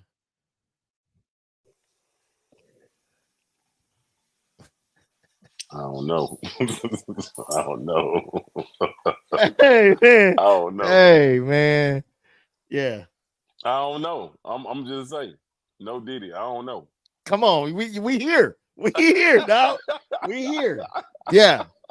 I'm not singing and all that shit, man. Get the dancing and shit, man. Oh hell no, man. I don't know what this guy on. I don't know what this guy on right It's here. he got to the end of the book and started sniffing some of that pink cocaine. Man, he took a long ass line. That's I crazy. Crazy. I don't know if I can get jiggy with that one, homie. I don't get word shout out to Will Smith. I don't know if I can get jiggy with that one. Yeah, man. No, ain't none of that. Ain't none of that over here. I don't know about that medicine. But for men who have lost their sense of purpose, who don't know what their life is about, or who have trouble aligning their life with their truth, singing and dancing aren't the remedy. Okay, that's one. Let's get that out the way. The cure for the lack of purpose is to be challenged to live at your edge, since you have lost the capacity to live there by yourself.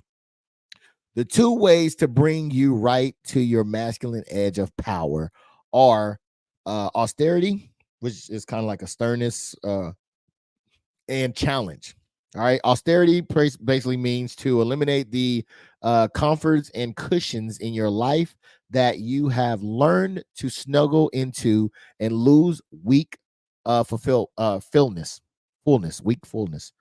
Take away anything that dulls your edge. No newspaper or magazines, no TV, no candies, cookies, or sweets. No sex, no cuddling, no reading of anything at all while you eat or sit on the toilet. Reduce working time to a necessary minimum. No movies, no conversation that isn't about truth, love, or the divine. I think that could be helpful. I think we have so many distractions. I think removing those things could help us kind of center in and focus. What do you think? Yeah, that's what I was about to say. It sounds like a regroup session. trying to, figure out where you need to go. You know what I'm saying? Cutting out all the distractions and getting straight to the point. So I definitely agree with you on that. Yeah. I would keep going. If you take on these disciplines for a few weeks, as well as any other disciplines that may particularly cut through your unique habits of boldness, your life will be stripped of routine distraction. All that will be left is the edge you have been avoiding by means of your daily routine. Okay, you will have to face the basic discomfort and dissatisfaction. That is the hidden texture of your life. You will be alive with the challenge of living your truth rather than hiding from it. I think that that's another thing I think is good to unveil, pull back layers and examine them, instead of, lift that rug up and examine what's underneath there. Because a lot of times as men, I think we sweep a lot of shit under the rug. We don't necessarily work through it. It's still a big ass mound in the middle of the middle of the room. um it's not hiding from anybody. It's really showing up even when even though you're acting like it's not there. I think that is real important to, I can see how that could be beneficial. um you got anything on that one? Negative. No, All you hit right. it straight. You hit the nail on the head. All right, bet. Unadorned suffering is the bed made of masculine growth. Only by staying intimate with your personal suffering can you feel through it to your source. By putting all of your attentions into work, TV, sex, and reading, your suffering remains unpenetrated, and the source remains hidden. um, your life becomes structured internally by your favorite means of sidestepping the suffering you rarely allow yourself to feel. And when you do touch the surface of your suffering, perhaps in a form of boredom, you quickly pick up a magazine or the remote control. And I think this is true too. I think if you get too close to what it is that makes you uncomfortable, if you're not ready to deal with it, you'll find yourself, quickly trying to find a distraction. So I can definitely see what that is. Instead, feel your suffering, rest in it, embrace it, make love with it. Feel your suffering so deeply and thoroughly that you penetrate it and realize its fearless foundation. Okay, almost everything you do because you are afraid to die. Okay, and yet dying is exactly what you're doing from the moment you are born. Okay, 2 hours of absorption is a good Super Bowl telecast. May distract you temporarily, but the fact remains you were born as a sacrifice. Okay, and you can either participate in the sacrifice, dissolving in the giving of your gift, or you can resist it, which is your suffering. Anything to touch on that? He went biblical, but it's true. You know what I'm saying? You're born to die. So yeah, I definitely agree with that. So yeah, because I agree with that, man. I think that it defeats the purpose of the fear then, right? Like there's no need for the fear. You should be then living at your edge because this is the truth. Yeah, and I think that's when what he was saying in the beginning of the book, when a man finds his purpose, that's when he's, straight to the point, no chasing. You know what I'm saying? Because he has nothing to fear now. He knows what his worth is, and he's sticking to that, and he's holding people around him to a higher standard, holding himself to a higher standard. Versus settling for less. Oh yeah, I think that's when he's most free. By eliminating the safety net of comfort in your life, you have the opportunity to free fall in the moment beneath. I'm sorry, you have the opportunity to free fall in this moment between birth and death, right through the hole of your fear into the where am I at? Unthreatenable openness. which is the source of your gift. A superior man lives as this spontaneous sacrifice of love. The other means, because we have the first one, so the other means besides uh, austerity for rediscovering your masculine core is through challenge. Okay, the most superficial form of challenge includes activities like mountain climbing, rope courses, competitive sports, and boot camp. These forms of physical challenge instantly enlivens the masculine sense of purpose and direction in men and women. I can definitely agree with that one, because I mean, when you go to boot camp and you know what I'm saying, it's just you. I mean, you got the other trainees there as well, but you know, you all are going through that experience together. Um, it's a rush. You know what I'm saying? That initial shock of it is a rush. So I definitely can understand that, especially when you get into the challenges. You know what I'm saying? You want to be better. You want to compete. You know, you want to outshine the next person, right? um you know, we used to do that with our boots and shit. You know what I'm saying? Who can have the shiniest boots? You know what I'm saying? That was back when we had the wax and you know, we was in there just daily Mr. Miyagi and that shit, wax on, wax off. Needless to say, I had the best boots. So, but yeah, I can definitely see and understand what that's saying right there. What says you, sir? No, I definitely agree with that. I definitely agree. You know, All that right. was straight to the point. Straight to the point, man. I bet that. Deeper forms of challenge involves directly giving your gift in ways that have been blocked by your fear.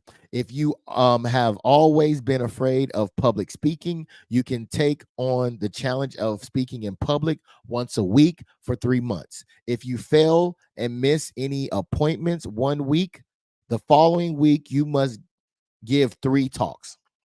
If you have always wanted to write a novel but could never finish one, you tell your friends that you are going to complete 1 chapter a week or a month, whatever the duration is, for the next year. Every time you don't complete your weekly goal, you owe your friends $100.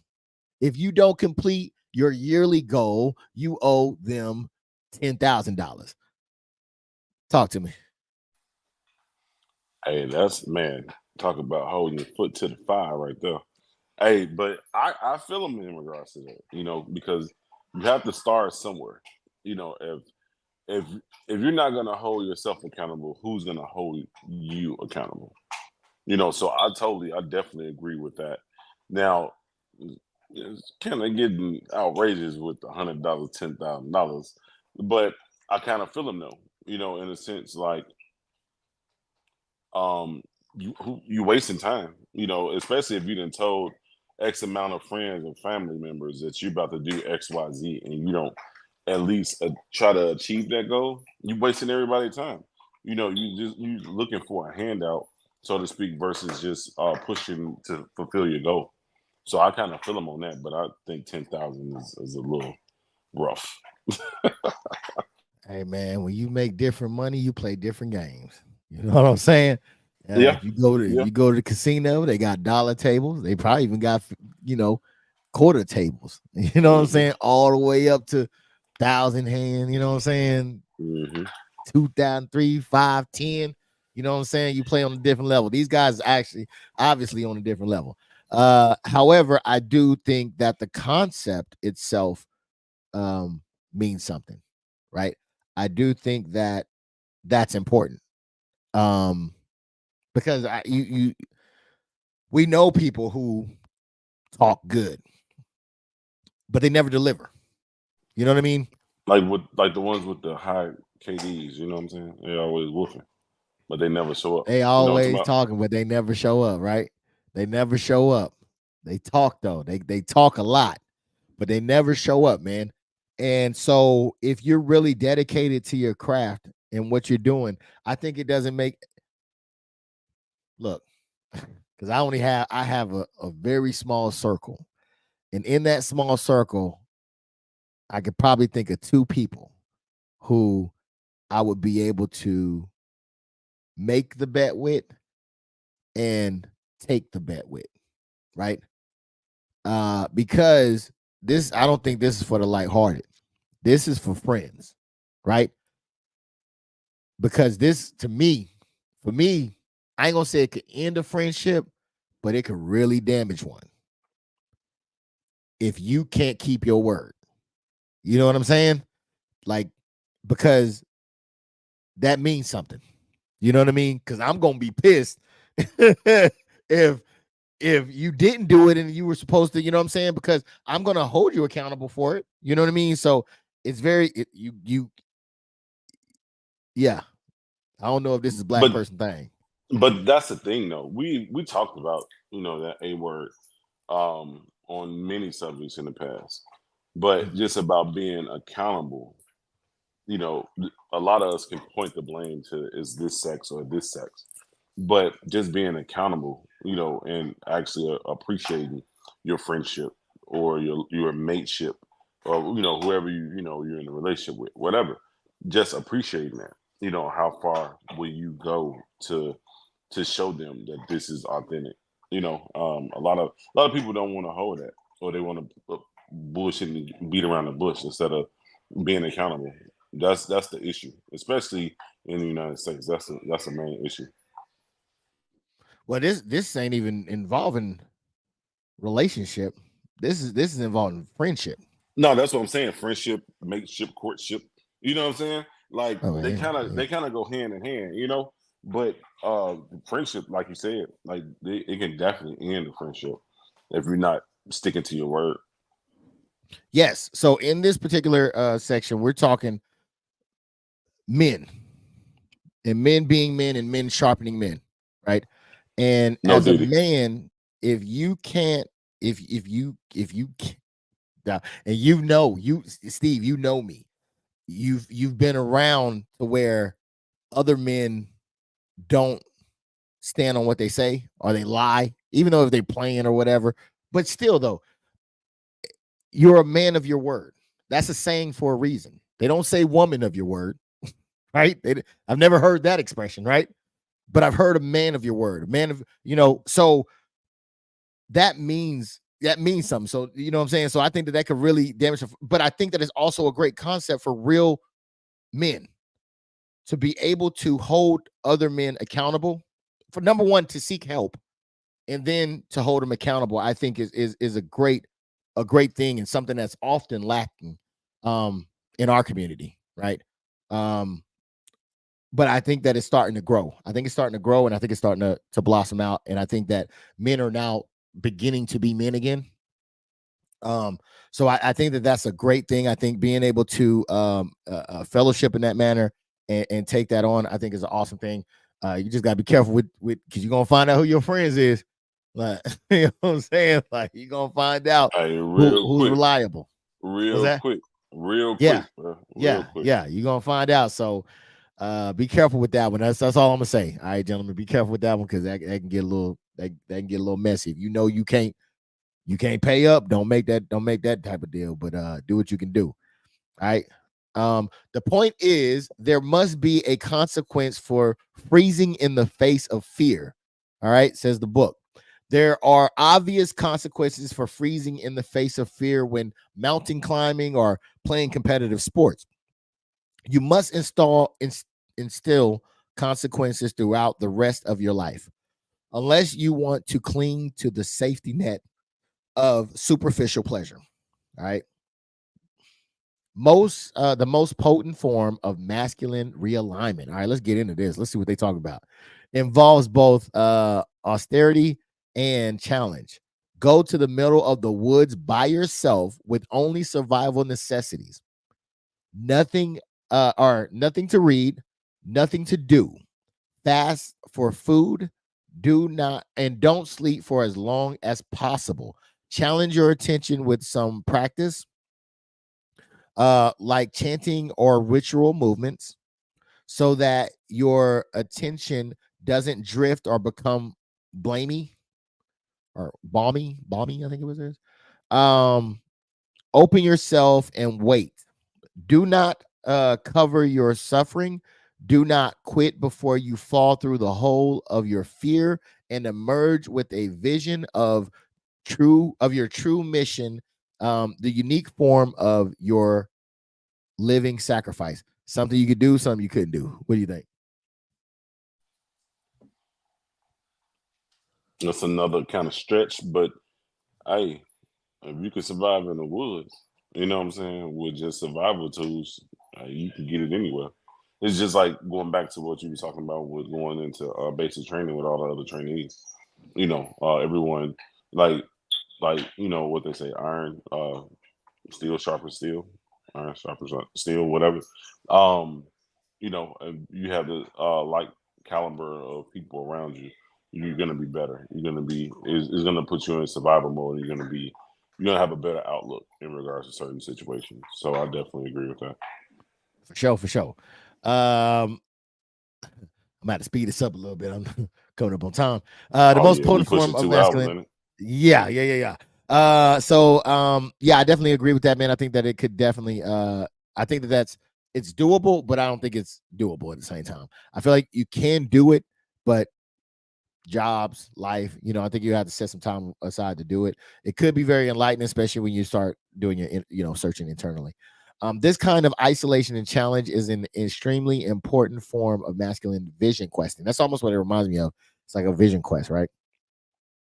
To kind of take away all the distractions and everything like that, and kind of get you zoned into your purpose and things that may be bothering you, and kind of getting that resolution.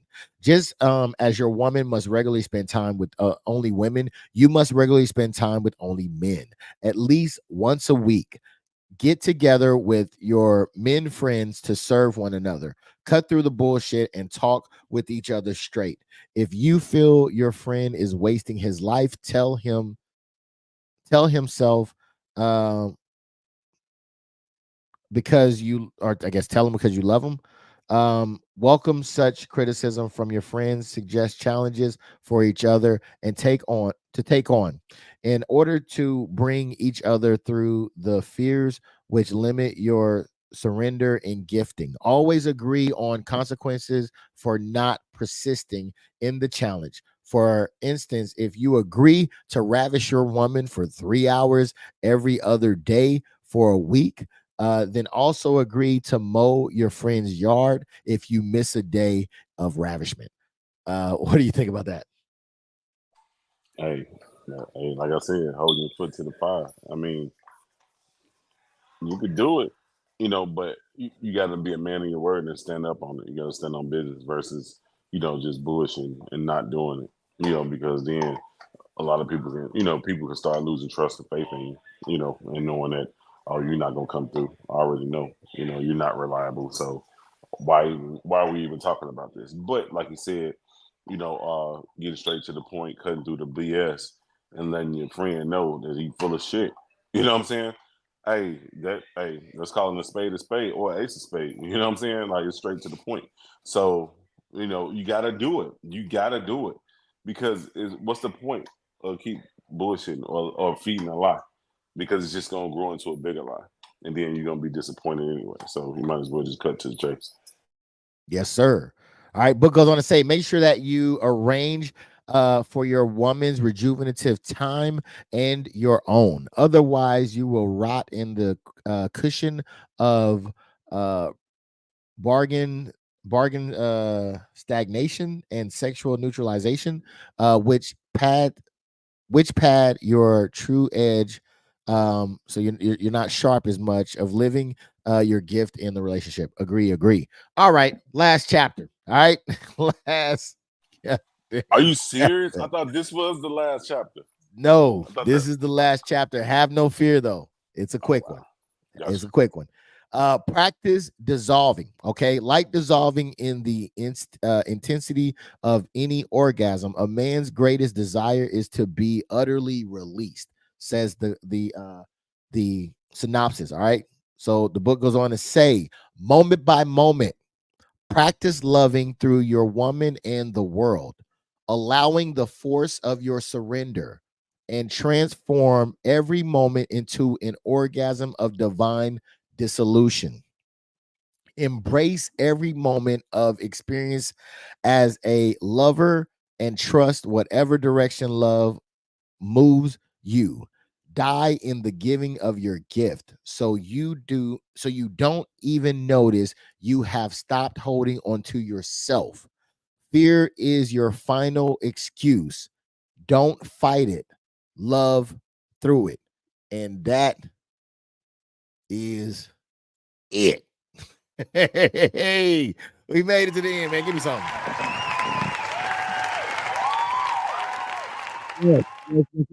What you want to say anything about that? Hey, I love the way when the plan comes together. I love it.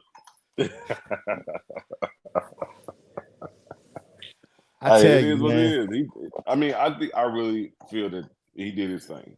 A lot of stuff was kind of like, huh? But when you put your mind on it and think about it, it come together. I think it was a dope. I think it was a dope concept.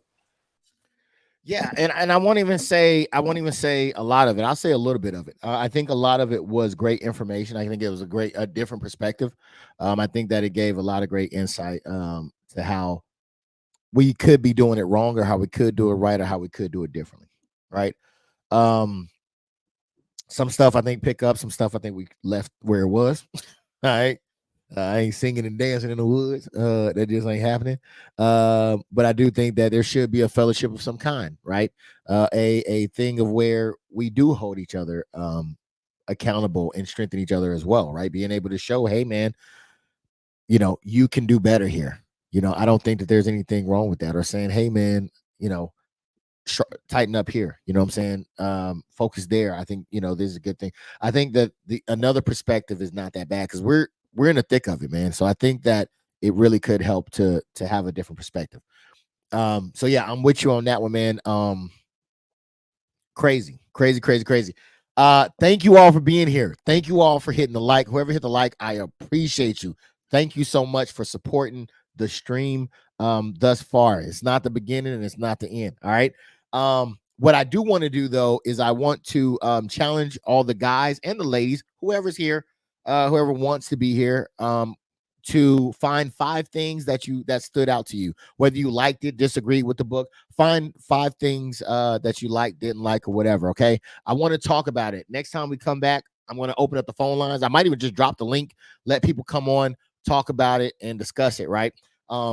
Because it was a lot of information in this book. And like you said, some of it I think we were with it, some of it was like, wait a minute, right? So I really want to know and understand and get, and if you want to say good job, right? You might want to say, hey man, I don't got anything to say about the book, but good job, right? You made it, you set out a goal, you finished it, good job, right? Or you might want to say you suck, right? I didn't like it at all. The book was terrible, you're terrible. Whatever you want to say will be your moment to say it, and I'm gonna listen to it. Okay. That's just simply going to be next week, same time. 5 things that you got from the book, man. You can do more if you like, whatever really stood out for you. And let me know what it does. Jakar Lee says, special shout out to all my fans, man. You got ceiling fans or something? I don't know what that is. So yeah, so hey, you have an invitation to come on to the show, Lee. So you can say hello to your fans yourself, right? But yes. Thank you, Steve. Thank you. All right, thank you. I had this idea. I put it to work. You supported that. You were here. You pushed it on your channel. Thank you to everybody on DisRizEnt's channel, on his Facebook, on his YouTube. I really appreciate you helping me through this, man. 100%. And that's what friends was for, man. That's what we're supposed to do. We're supposed to stick together, stick it out through the thick and thin. You know what I'm talking about? Yes, sir. And even to Lee, man, for some of y'all don't know, Lee was actually in this thing in the beginning as well. He dropped out, but he was in it in the beginning, man. Thank you for your participation in the beginning. It was very entertaining, very fun. I appreciated it. And yeah, so thank you guys again. I really do appreciate you guys. This is not it. We will be I'm going to do it next week. We're going to talk about the book all together in its totality. It probably won't be that long of a stream, but I don't know. It depends on you guys. And then after that, the following week, I'm going to start Ace of Spades, the news channel where we talk about things that are going on in the world. We got elections coming up. We got Diddy in jail. Hey, don't forget about Dolph. Don't forget about Dolph. Now look, I'm not gonna lie, I don't know nothing about Dolph. I don't know anything about the case. Hey, we about to educate him on it. But he's gonna educate me on it because I have no idea what it is. He was sending me some clips earlier. I was like, dude, I don't know none of these people. But Young Thug is in doing his RICO. You know what I mean? There was supposed to be another debate. I don't think there's going to be a debate. So much stuff going on, right? Yeah, so much going on. So we will be covering those things. We'll be talking about those things. We'll do like we do. It's gonna be a blast. All right. I can't wait to see y'all there. I'm just so excited that I was able to wrap this thing up, man. Look, if you want to get something done, first thing you got to do is do it. All right. That's it. There's no shortcuts to it, man. I fucking finished the book. All right. Like I said, I was not a reader. All right. I didn't read. I didn't like to read. A lot of y'all can already tell.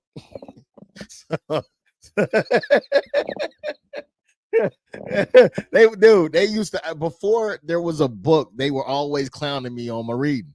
It just wasn't my thing. But I definitely enjoyed being here with you all. I definitely enjoyed being here with you, Steve, as well, man. And you got anything for us before we get out of here, man? Anything coming up? Anything you want the people to know about? Not currently, man. I'm still trying to get myself situated. But hey, everybody, we appreciate y'all's love and support, and keep rocking with us. You know what I'm saying? We're gonna keep rocking it as long as y'all rocking with us. So let's keep the product going. Yes. Thank you guys so much for being here, keeping up with my shit, putting up with my shit. I appreciate it. Until next time, man. Y'all be safe and be cool out there. All right? Yes, sir. Hey. Do do do do do do.